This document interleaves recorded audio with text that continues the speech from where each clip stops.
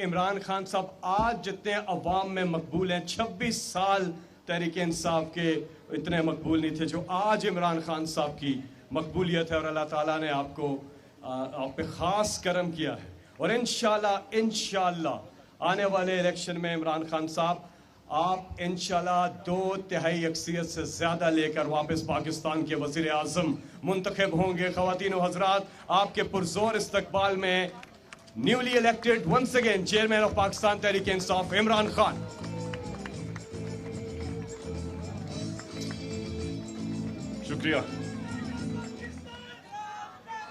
شکریہ جی۔ بسم اللہ الرحمن الرحیم۔ ایاک نعبد و ایاک نستعین۔ شکریہ۔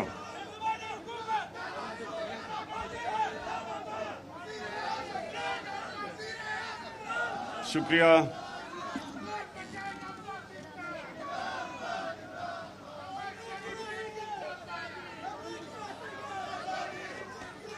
بسم اللہ الرحمن الرحیم۔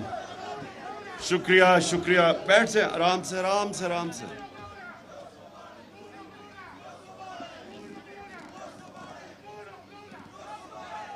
بس اچھا جی، میں جی آج ان الیکشنز ہمیں پتہ ہے کہ یہ جلدی کے الیکشنز ہیں، یہ وہ الیکشنز نہیں جو ہم کروانا چاہتے ہیں پارٹی میں، اور انشاءاللہ کروائیں گے، لیکن یہ وقت کی ضرورت تھی، اس لیے ہمیں یہ ایک فاسٹ ٹریک پہ الیکشن کروانا پڑا۔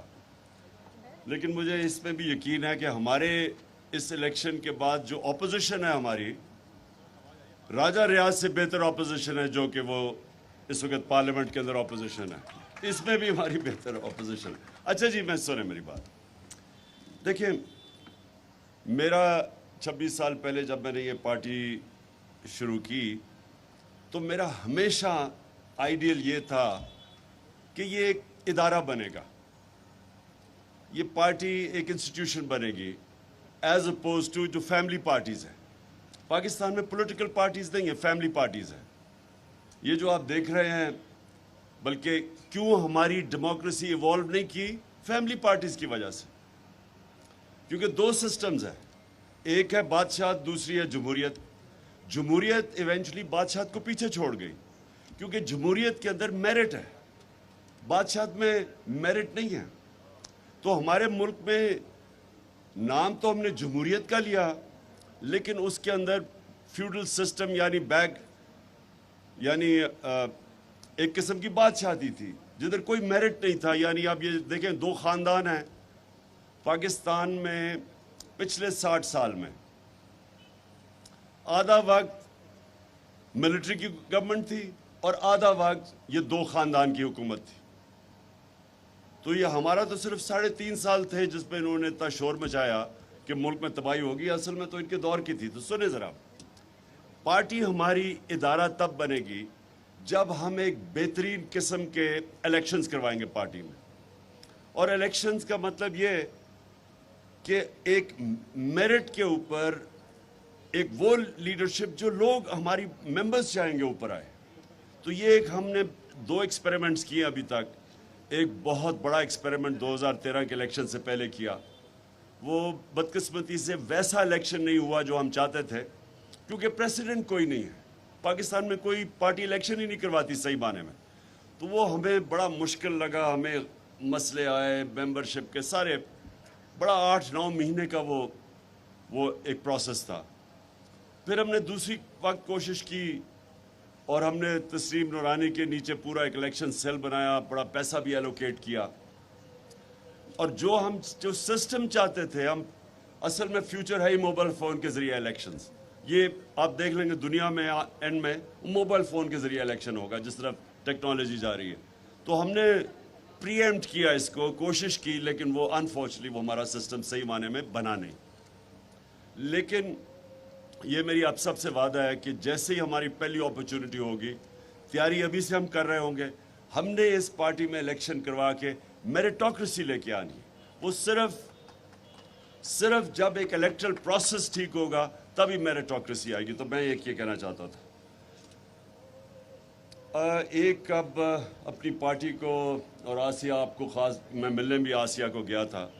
ہماری خواتین کی بہت زبردست پرفارمنس رہی ہے پنجاب اسمبلی میں بھی, اور جو جس طرح ہماری خواتین نے ڈی چوک پہ وہ پہنچی اور جس طرح وہ شیلنگ انہوں نے برداشت کی, میں ان کو آج سب کو خراج تحسین پیش کرنا چاہتا ہوں, اس لیے کہ پاکستان میں میں نے کبھی نہیں دیکھا اس طرح عورتوں کو اور بچوں کے میں اس طرح کی ٹیئر گیس شیلنگ میں سوچا بھی نہیں تھا کہ پاکستان میں ہوگا, کیونکہ ہمارا ایک معاشرے میں خواتین کی زیادہ عزت ہے. میں وہ پاکستانی کہہ رہا ہوں جس نے ساری دنیا دیکھی ہے.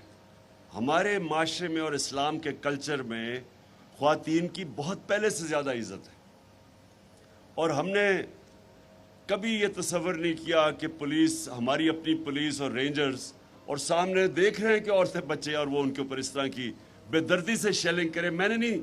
مجھے کبھی یہ اندازہ نہیں تھا کہ میں یہ بھی اپنے ملک میں یہ دیکھوں گا.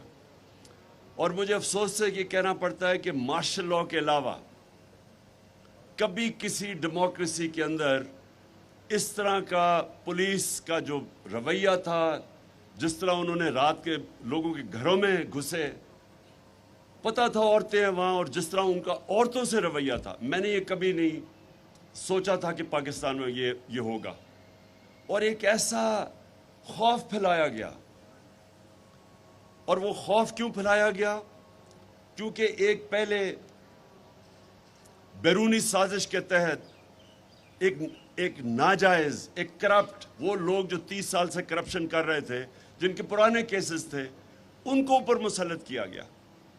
اور پھر جب دیکھا کہ عوام کھڑی ہو گئی ہے تحریک انصاف کے ساتھ, اور میں واقعی آپ کو کہہ رہا ہوں کہ میں نے کبھی بھی اتنے بڑے جلسے نہیں دیکھے, میں نے کبھی اس طرح کی پبلک کو نکلتے نہیں دیکھا.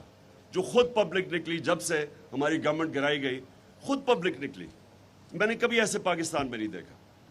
اور دوسری چیز کہ جب خوف آ گیا, انہوں نے جب دیکھا پبلک نکلی ہے, تو جب ہم نے یہ ایک پرامن احتجاج تھا, ہمارے دور میں 3 لانگ مارچز کی گئی. فضل الرحمان نے کی, اس نے کیا, بلاول نے کیا مہنگائی مارچ, 4 روپے تب بڑا تھا پیٹرول, اور اس نے مہنگائی مارچ کر دی. ہم نے تو کسی کو نہیں روکا, ہم نے تو کوئی کنٹینرز نہیں رکھے, پولیس سے اس طرح نہیں دہشت پھیلائی, ہم نے تو نہیں کیا, کیونکہ ہم ڈیموکریٹک پارٹی ہیں. ہماری گورنمنٹ سب سے زیادہ ڈیموکریٹک گورنمنٹ رہی ہے اس پاکستان کی تاریخ میں. ہم نے نہ کوئی میڈیا کو کچھ کیا, فیک نیوز کے خلاف ہم نے بات کی. وہ تو کوئی بھی دنیا کی ڈیموکریسی کے اندر آپ فیک نیوز کے اوپر بڑا ہیوی فائنز ہیں, لائبل لاز ہیں, وہاں ہیوی فائنز ہیں. بلکہ یہاں کے ہمارے 1-2 لوگوں نے انگلینڈ میں جا کے کیسز جیتے ہیں. تو یہاں سوائے فیک نیوز کے اوپر ہم نے نہ کوئی میڈیا پہ ریسٹرکشنز تھی. آج دیکھیں میڈیا کے اوپر کیا ہو رہا ہے. وہ جو 4 اینکرز ہیں ان کے اوپر جس طرح کی کاروائی ہو رہی ہے, اور وہ میں ان کو سلوٹ کرتا ہوں, وہ ہیروز ہیں.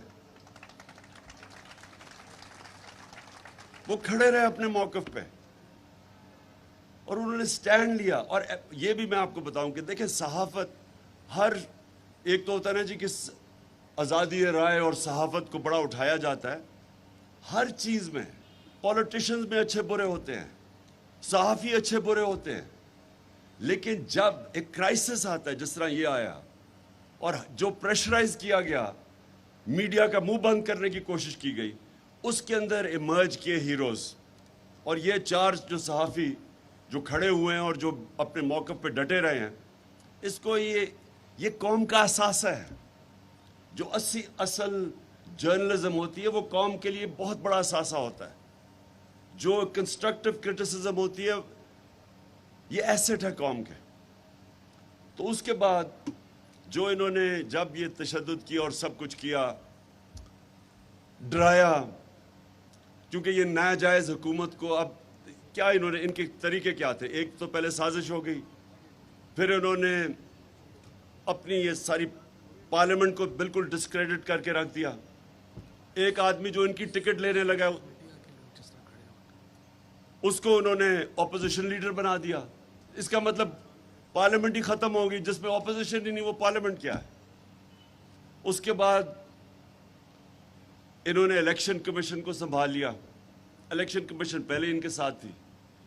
اب یہ کیا کریں گے کہ ان کا صرف ایک ناجائز کام کو جائز کروانے کے لیے ساری اسٹیٹ انسٹیٹیوشنز کو کمپرومائز کیا جائے گا.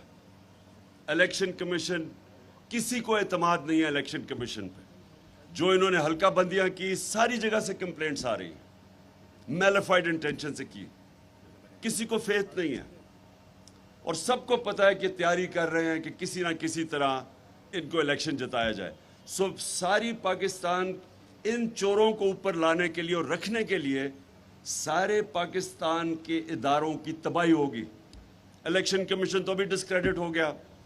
نیب کے اندر اب اپنا آدمی رکھ کے تو نیب بالکل ڈسکریڈٹ ہوگی کہ اپنے کیسز ختم کروائیں گے.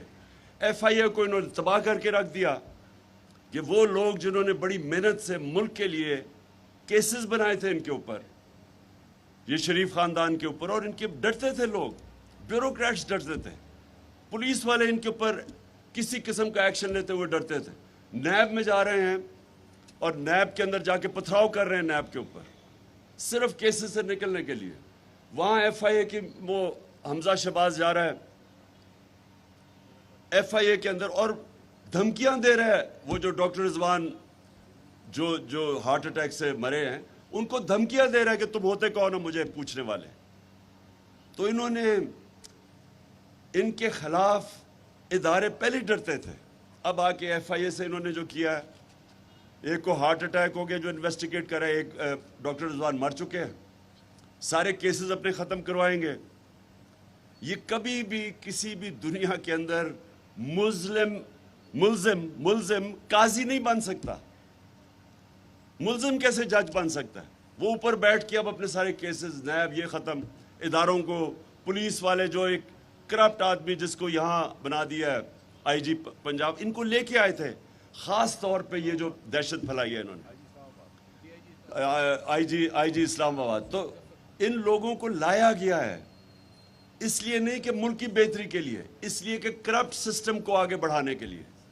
ایک وہ لوگ جو 30 سال سے اس اپنے آپ کو ثابت کر رہے تھے کرپٹ، جو آج کہتے ہیں کہ جی ہو ملک کے بڑے برے حالات ہیں، یہ 30 سال یہ بیٹھے ہوئے تھے. اور میں ایک چیز آپ کو آج میں نے میڈیا پہ بھی بات کی ہے آپ سب کے لیے. اس وقت دو بہت بڑے مسئلے بنے ہوئے ہیں آج پاکستان کے، ایک لوڈ شیڈنگ اور دوسرا مسئلہ ہے پانی کا کسانوں کے لیے. شور مچا ہوا ہے، کسانوں کا برا حال ہے. دونوں کے لیے ہم نے ہمارے دور میں 50 سال کے بعد ڈیمز کے پروجیکٹ شروع کیے. ہم نے 10 ڈیمز کے پروجیکٹ شروع کیے جس میں 3 بڑی ڈیمز ہیں، 2 بڑی ڈیمز ہیں، ایک بمان ڈیم ہے. وابڈا نے ہمارے دور میں ان کی کریڈٹ ریٹنگ ایسی تھی کہ ان کو انٹرنیشنل ڈائریکٹ سوورن گارنٹیز کے بغیر ان کو لون ملتے تھے. جب سے یہ آئے ہیں اور یہ بڑے اس کے بہت دور دراز اس کے اثرات ہوں گے پاکستان.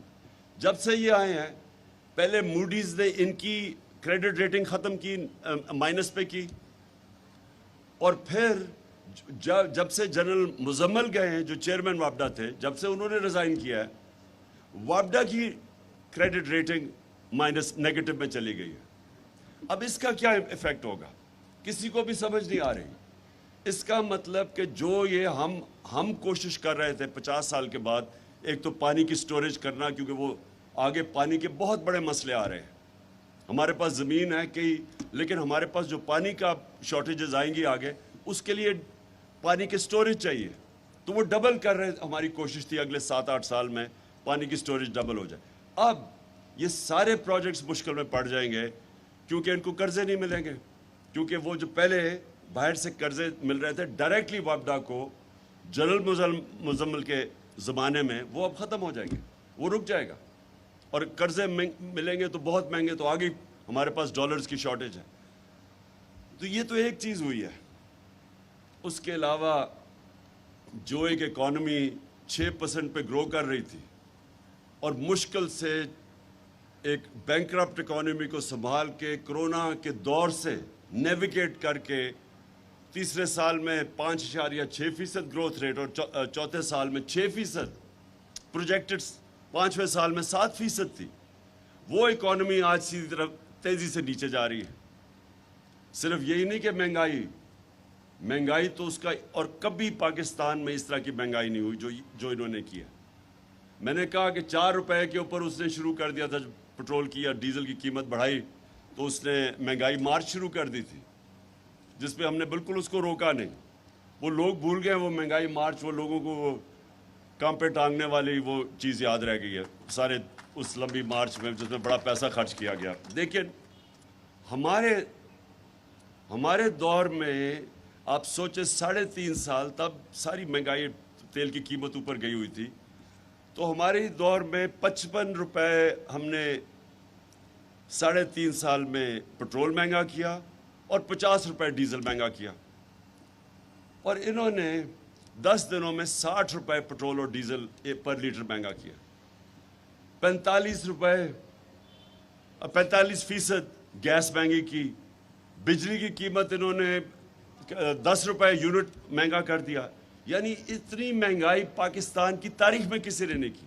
اور ان کی ساری سٹیٹمنٹس دیکھیں، جب سے ہم آئے ہیں انہوں نے ایک شور مچایا ہوتا مہنگائی۔ تو جو انہوں نے 2 مہینے میں کیا ہے، آپ ذرا دیکھ لیں 3.5 سال اور 2 مہینے، اس کا مطلب کہ مہنگائی کوز نہیں تھا، کیونکہ اگر یہ ہوتا تو یہ روکتے، یہ اتنے بڑی مہنگائی نہ کرتے۔ مقصد کچھ اور تھا، اور وہ مقصد سامنے آپ کے آ گیا کہ آتے ساتھ ہی ان کے مسئلے تھے کرپشن کے کیسز کے، وہ کرپشن کیسز ختم کروانے تھے انہوں نے۔ سو ان کا اصل مقصد یہ تھا۔ امریکہ کا مقصد یہ تھا کہ وہ ایک پالتو کو لے آئے اوپر، ان کے نوکروں کو، اور وہ جو بھی IMF کہے گا وہ کریں گے۔ جو بھی اب ہمارے پیٹرولیم منسٹر نے جا کے، جب میں روس کیا تھا تو ہم نے نیگوشیٹ کر لیا تھا روسیوں سے کہ ہمیں سستا تیل دیں، ہمیں 30%، ہم نے ان سے بات کر رہے تھے کہ ہمیں تیل سستا دیں، وہ نیگوشیٹ ہو گیا تھا۔ جب جیسے ہی واپس آئے انہوں نے نو کانفیڈنس وہ ٹیبل کر دی، تو وہ جب نو کانفیڈنس ٹیبل ہوئی تو سب کچھ سلو ڈاؤن ہو گیا۔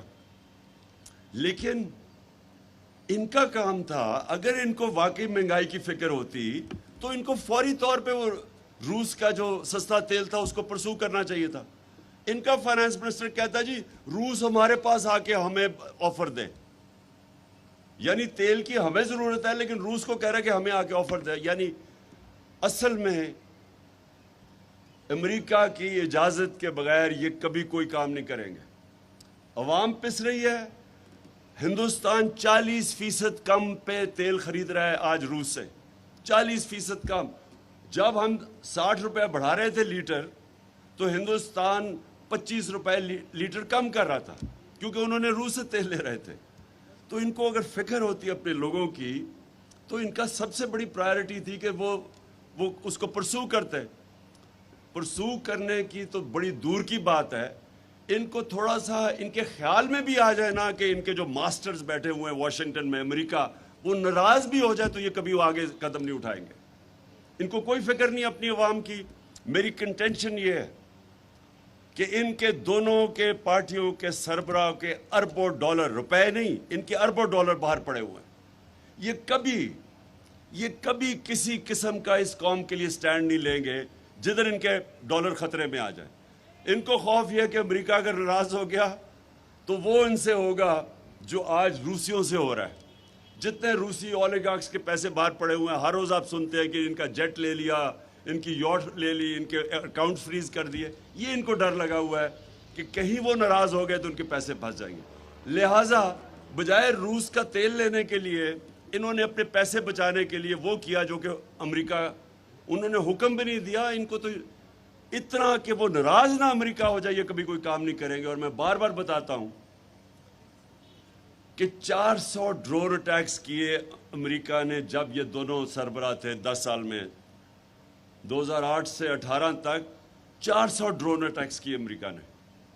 یہ انپریسیڈنٹڈ ہے کہ آپ کا ایلائی آپ پہ ڈرون اٹیکس کر رہا ہے، آپ ان کی جنگ بھی لڑ رہے ہیں، آپ کے لوگ بھی ان کی جنگ میں مر رہے ہیں، اور آپ کو ہی وہ ملک میں آ کے ڈرون اٹیک کر کے لوگ مار رہے ہیں۔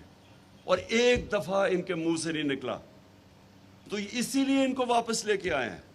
یہ پاکستان کے لیے نہیں واپس آئے, یہ ایک فورن ایجنڈا کے لیے واپس آئے ہیں. ان کی کدھر خوشیاں بنی جب عمران خان گیا؟ سب سے زیادہ خوشی ہندوستان میں بنی. آپ ان کی میڈیا اٹھا کے دیکھ لیں, سب سے زیادہ وہ خوش ہوئے. اور اس کے بعد اسرائیل کے اندر وہ بڑے خوش ہوئے کہ جی یہ گیا. اور ویسٹرن اخباروں میں زیادہ تر میرے اگینسٹ یعنی انہوں نے وہ جب بعد میں پبلک نکلی تو تھوڑی چینج ہوئی ہے, لیکن شروع میں انہوں نے بھی بڑا نیگیٹو تھا. تو میرا ہندوستان مجھے بڑی اچھی طرح جانتا تھا کرکٹ کی وجہ سے. تو یہ کیا وجہ ہے کہ اس کی شہباز شریف سے بڑا خوش ہوئے؟ کیونکہ ان کو پتہ ہے کہ ان کے پیسے باہر پڑے ہیں, یہ فورن ایجنڈا کے تحت چلیں گے. وہ ایجنڈا جو پاکستان کی بہتریوں کے لیے نہیں ہے, ان کے لوگوں کے لیے, باہر کے انٹرسٹ پروٹیکٹ کرنے کے لیے, پاکستان کی عوام کے انٹرسٹ پروٹیکٹ کرنے کے لیے نہیں ہے. آج آپ یہ دیکھ لیں کہ جس طرف ہمارا ملک جا رہا ہے یہ کس کو سوٹ کر رہا ہے؟ پاکستانی عوام کو تو نہیں سوٹ کر رہا. کس کو فائدہ ہو رہا ہے اس سے؟ جن کا ایجنڈا ہے پاکستان کو کمزور کرنا, جن کا ہمارے دشمنوں کا ایجنڈا ہے کہ پاکستان کے ٹکڑے کرنا. ہندوستان کے ٹی وی پہ عام بیٹھے ہوتے ہیں ان کے اینالسٹ اور کہہ رہے ہوتے ہیں بلوچستان کو علیحدہ کرنا ہے. میں نے کئی دفعہ سنا کہتے ہو کہ جی پاکستان کے ٹکڑے ہونے چاہیے. کون یہ ساری مسلمان دنیا میں آج آپ دیکھیں تو ایک مسلمان ملک دیکھ لیں جو عراق سے شروع کریں اور لیبیا سے شروع کریں, سیریا سے شروع کریں, صومالیہ, یمن, سارے مسلمان ملکوں میں دیکھ لیں, افغانستان, ساروں کے اندر باہر کے ایجنڈا کے تحت وہ ملکوں کی تباہی ہے. تو وہ جو باہر کی فورسز ہیں جو ہمارے خیر خواہ نہیں ہیں, وہ یہ نہیں چاہتے کہ پاکستان مضبوط ہو. ان کو جو لے کے آئے ہیں وہ پاکستان اس لیے نہیں لے کے آئے کہ ملک مضبوط ہو, اس لیے کہ ہم غلام بنیں. اور اس لیے یہ بہت امپورٹنٹ وقت ہے آپ کے لیے. آپ پاکستان کی وہ پارٹی ہیں جو کہ آج واحد پاکستان کی فیڈرل پارٹی رہ گئے. باقی دو پارٹیز رہ گئی ہیں, انٹیریئر سندھ کی اور ایک رہ گئی سینٹرل پنجاب کی. آپ وہ پارٹی ہے جو کہ سارے پاکستان کی پارٹی ہے. آپ کی پارٹی ملک کو اکٹھا رکھ سکتی ہے. یہ وہ پارٹی ہے, صرف دو فورسز اس وقت یہ جو دشمن جو چاہتے ہیں کہ کمزور ہوں. ایک وہ چاہتے ہیں کہ تحریک انصاف کمزور ہو جس لیے یہ سازش تھی, دوسری وہ چاہتے ہیں پاکستانی فوج کمزور ہو. اور وہ جو فورسز ہیں جو ہم دونوں کے اگینسٹ تھی وہ آج بڑے خوش ہیں کہ یہ شہباز شریف آ گیا. تو ہمارے پہ ذمہ داری ہے, یہ جو اگلا فیز ہے اس پہ ہم نے آزادی تحریک پہ پورا زور لگانا ہے. میں انشاءاللہ چند دنوں میں ڈیٹ دینے لگا ہوں.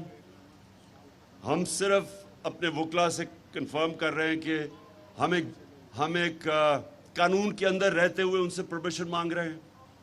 جیسے ہمیں یہ پرمیشن ملتی ہے, اور یہ زیادہ دیر نہیں ہے, میں آپ کو ابھی کال دوں گا. بہت بڑا اس ملک کی تاریخ کا انشاءاللہ سب سے بڑا ہم ایک احتجاجی پروٹیسٹ کریں گے. یہ ہمارا رائٹ ہے. یہ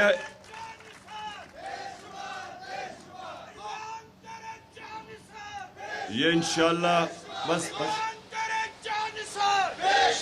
میں صرف آپ سب کو کہہ رہا ہوں کہ تیاری رکھیں. بس ہم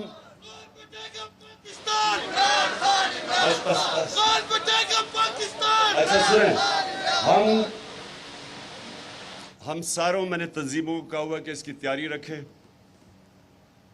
ہم انشاءاللہ جیسے ہمارا کلیئر ہوتا ہے, ابھی سپریم کورٹ کا سے جو کلیئر کرتے ہیں کیونکہ ہم سپریم کورٹ میں گئے ہوئے ہیں, جیسے کلیئر ہوتا ہے میں آپ کو ڈیٹ دوں گا.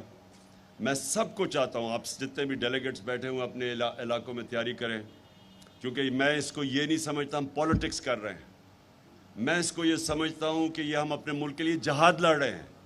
آزادی, ایک مسلمان جب اپنی آزادی کے لیے کھڑا ہوتا ہے وہ جہاد ہوتا ہے. اور انشاءاللہ میں جب آپ کو ڈیٹ دوں گا آپ کی سب کی تیاری ہونی چاہیے. بس اچھا آخر میں Before you leave, نور اللہ قادری سے وہ مذمتی बीजेपी के उसमें हाँ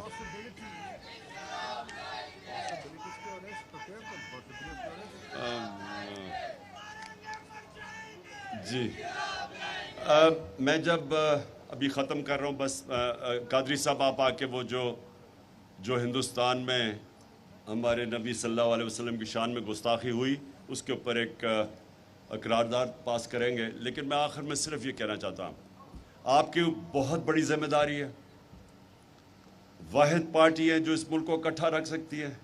सारा स्टेटस को चोरों का इकट्ठा हो गया आपके खिलाफ और अवाम आपके साथ आके खड़ी होगी, और ये जो अवाम आपके साथ खड़ी हुई है ये कभी कभी मुल्क की तारीख में इस तरह कौम खड़ी हो जाती है एक पार्टी के पीछे।